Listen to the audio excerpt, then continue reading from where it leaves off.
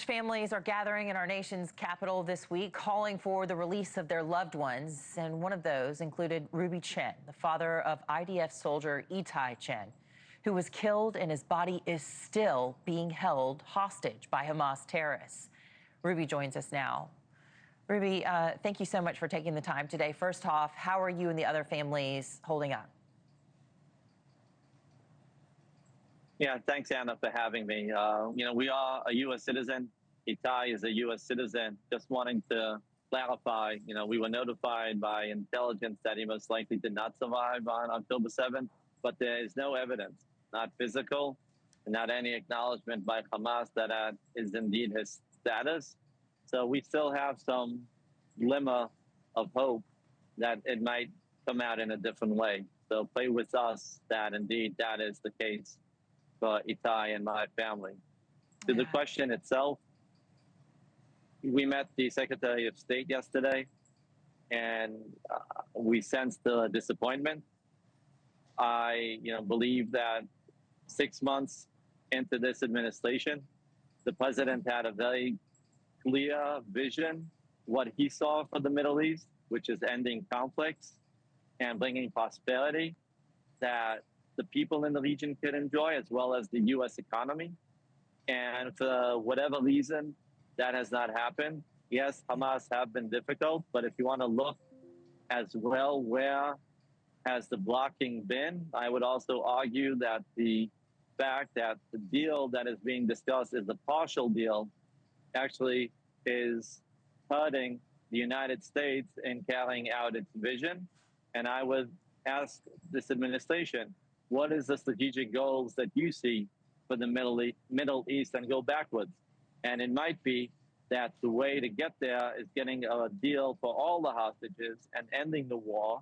And by doing so, it would untap the potential that the president wishes to see for the Middle East.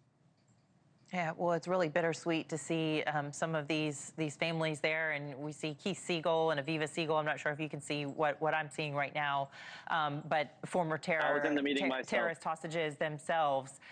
But look, the U.S. did cut talks short with Hamas, saying that the group was not negotiating in good faith. So how much does this really concern you in terms of getting your loved one back? What do you want the administration to do? So, Anna, I think, after 22 months, the blame game, who is more to blame, is not something that we, the families, want to hear anymore.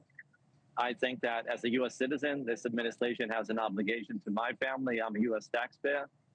And there should be maybe after 6 months, some creative thinking and looking at other options. And this is what Secretary Rubio shared with us, that if both sides are in a state where the gaps are unable to close because the maximum that the Prime Minister of Israel is willing to provide does not meet the minimum of what Hamas is willing to accept, then we need to look at those working assumptions, challenge them, and think in a different way. And this is exactly what the Secretary shared with us, that his intention is to get his team together, and I would assume other parts of the White House, and come up with new options and present them to the president, and for him to decide what would be the best course of action.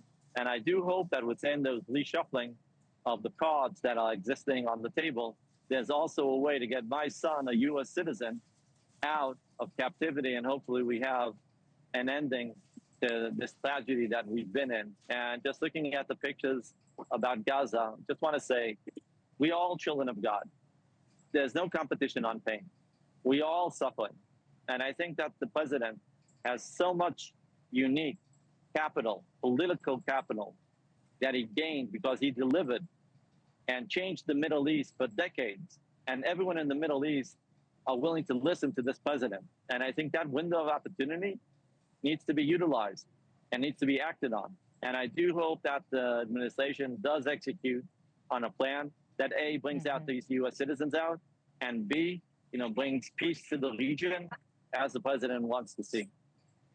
It's been way too long. It's time to get these hostages home. It's time to bring your son's remains home. And it's time for these Gazans to get some food in their bellies and get out from under this terrorist regime. Ruby Chen, thank you so much for joining us. Our heart goes out to you.